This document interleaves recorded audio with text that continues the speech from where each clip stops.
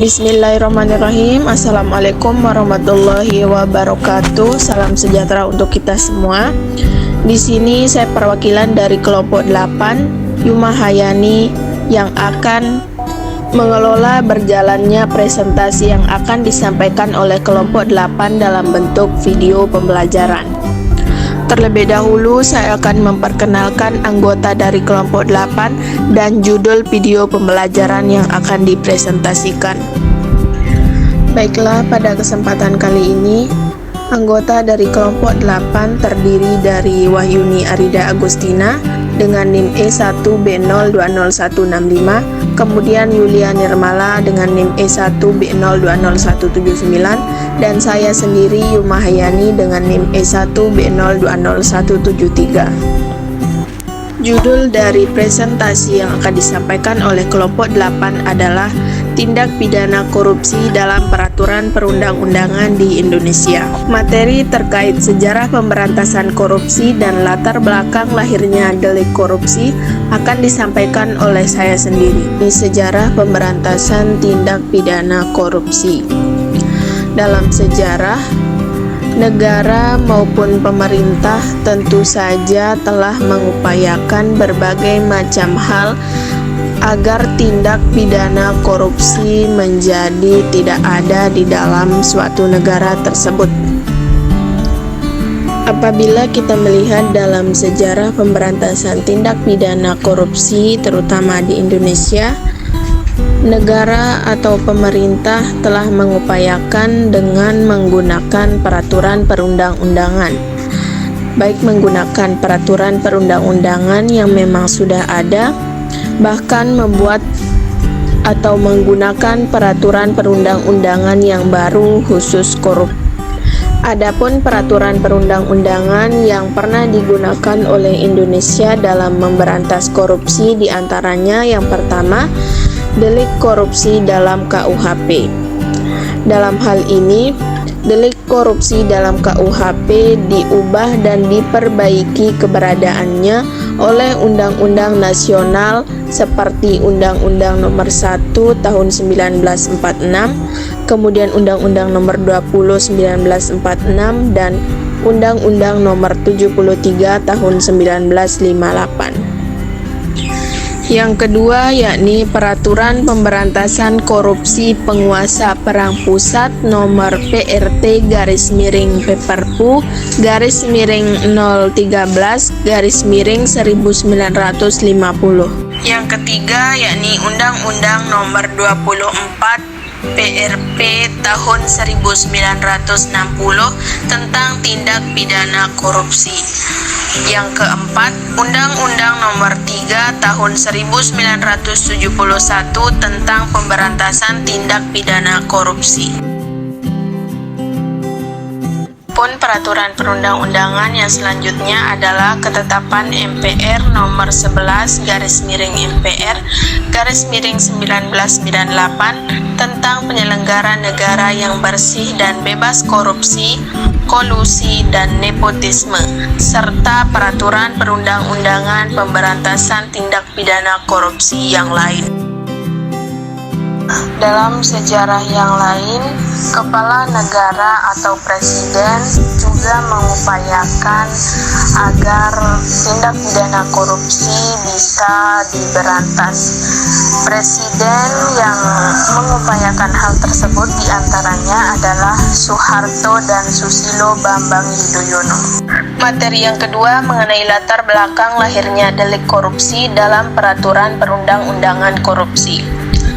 Dalam hal ini, delik-delik korupsi yang lahir dalam peraturan perundang-undangan korupsi dapat dibagi dalam dua bagian, yakni yang pertama delik korupsi yang dirumuskan oleh pembuat undang-undang, kemudian yang kedua delik korupsi yang diambil dari KUHP. Adapun penjelasan mengenai dua bagian delik korupsi dalam peraturan perundang-undangan. Yang pertama mengenai delik yang dirumuskan oleh pembuat undang-undang. Perlu diketahui diketahui bahwa delik dirumuskan oleh pembuat undang-undang memiliki definisi sebagai delik yang memang dibuat dan dirumuskan khusus sebagai delik korupsi. Kemudian yang kedua, delik korupsi yang diambil dari KUHP. Terdiri dari dua bagian. Yang pertama, delik korupsi yang ditarik secara mutlak dari KUHP, dan yang kedua, delik korupsi yang ditarik secara tidak mutlak dari KUHP. Penjelasan mengenai kedua bagian tersebut adalah yang pertama, delik korupsi yang ditarik secara mutlak dari KUHP memiliki definisi, yakni delik yang diambil dari KUHP kemudian diangkat atau dijadikan sebagai delik korupsi sehingga delik tersebut dalam KUHP menjadi tidak lagi berlaku. Yang termasuk delik korupsi yang ditarik secara mutlak dari KUHP bisa dilihat pada tabel di samping.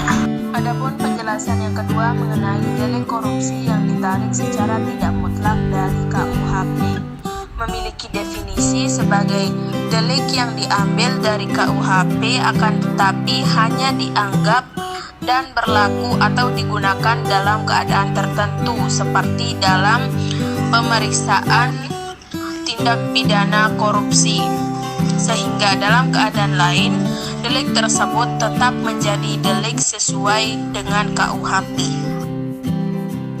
Mengenai materi delik korupsi menurut Undang-Undang Nomor 31 Tahun 1999 Junto Undang-Undang Nomor 20 Tahun 2001 yang akan dibacakan oleh Wahyuni Arida Agustina. Delik korupsi menurut Undang-Undang Nomor 31 Tahun 1999 Junto Undang-Undang Nomor 20 Tahun 2001. Adapun delik-delik yang diatur dalam undang-undang tersebut adalah: yang pertama, pasal 2 yang berisi tentang perbuatan korupsi, yaitu memperkaya diri dengan cara melawan hukum. Yang kedua, pasal 3 berisi tentang perbuatan korupsi yang dilarang adalah perbuatan mengambil atau mencari untung dengan cara penyalahgunaan kewenangan atau kesempatan atau sarana. Pasal 5 berisi tentang perbuatan korupsi yang dilarang adalah bentuk suap pegawai negeri dan penyelenggara negara. Pasal 6 berisi tentang perbuatan korupsi yang dilarang adalah dalam bentuk suap seperti pada pasal 5. Akan tetapi pada pasal 6 ini adalah pasal pemberatan dari pasal 5. Kemudian pasal 7 berisi tentang perbuatan korupsi yang dilarang adalah dalam bentuk curang, yang ada peraturan serta kesepakatan yang berlaku. Kemudian pasal 8 berisi tentang perbuatan korupsi yang dilarang adalah dalam bentuk penggelapan dalam jabatan. Kemudian pasal 9 berisi tentang perbuatan korupsi yang dilarang adalah dalam bentuk perbuatan yang dilarang oleh pegawai negeri atau penyelenggara negara yang dengan sengaja memalsukan buku-buku atau daftar khusus untuk pemeriksaan administrasi. Pasal 10 berisi tentang perbuatan korupsi yang dilarang adalah dalam bentuk 3 jenis, yaitu melakukan, membiarkan orang lain membantu orang lain, menggelapkan, menghancurkan, merusakkan, atau membuatnya tidak dapat dipakai seperti barang, akta, surat, atau daftar yang digunakan untuk meyakinkan atau membuktikan di muka pejabat yang berwenang. Kemudian pasal 11, perbuatan korupsi yang dilarang adalah dalam bentuk menerima hadiah atau janji. Kemudian pasal 12, perbuatan korupsi yang dilarang adalah dalam bentuk menerima hadiah atau janji karena berbagai alasan, termasuk dengan cara memaksa seperti seorang pegawai negeri yang telah memperlambat pengurusan suatu izin.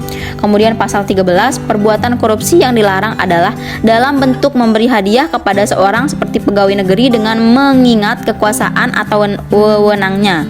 Pasal 15, perbuatan korupsi yang dilarang adalah dalam bentuk 2 hal, yakni melakukan percobaan, pembuatan atau permufakatan jahat untuk melakukan tindak pidana korupsi. Di sini saya akan menjelaskan tentang gratifikasi. Gratifikasi dalam korupsi. Dalam Undang-Undang Pemberantasan Tindak Pidana Korupsi Nomor 31 Tahun 1999, Undang-Undang Nomor 20 Tahun 2001 memperkenalkan suatu perbuatan yang dikenal sebagai gratifikasi sebagaimana yang diatur di dalam pasal 12B. Dalam pasal tersebut, gratifikasi memiliki definisi, yakni pemberian dalam ranah yang luas, yang diantaranya pemberian uang, rabat atau diskon, komisi, pinjaman tanpa bunga, tiket perjalanan, fasilitas penginapan, perjalanan wisata, pengobatan secara cuma-cuma, dan fasilitas lainnya. Dengan demikian, secara lebih mudah, gratifikasi memiliki pengertian, yakni suatu tindakan yang termasuk ke dalam korupsi karena kegiatan memberi sesuatu yang sudah disebutkan dalam pasal 12 oleh seseorang kepada pegawai negeri dan penyelenggara negara dengan melibatkan suatu jabatan. Akibat dari gratifikasi ini, adanya praktik pemberian seperti ini memicu adanya pemanfaatan situasi, yakni dengan dalih membina hubungan baik dengan pejabat, yang kemudian dalam hal pemberi tersebut bersangkut suatu masalah yang menjadi kewenangan pejabat untuk mengurusnya. Kepentingan orang itu sudah terlindungi karena sudah berhubungan dengan baik pejabat yang bersangkutan. Untuk sanksi gratifikasi pada pasal 12B ayat 2 Undang-Undang Nomor 31 Tahun 1999, Undang-Undang Nomor 20 Tahun 2001, pidana penjara seumur hidup atau penjara paling singkat 4 tahun dan paling lama 20 tahun dan pidana denda paling sedikit 200 juta dan paling banyak 1 miliar rupiah. Sekian.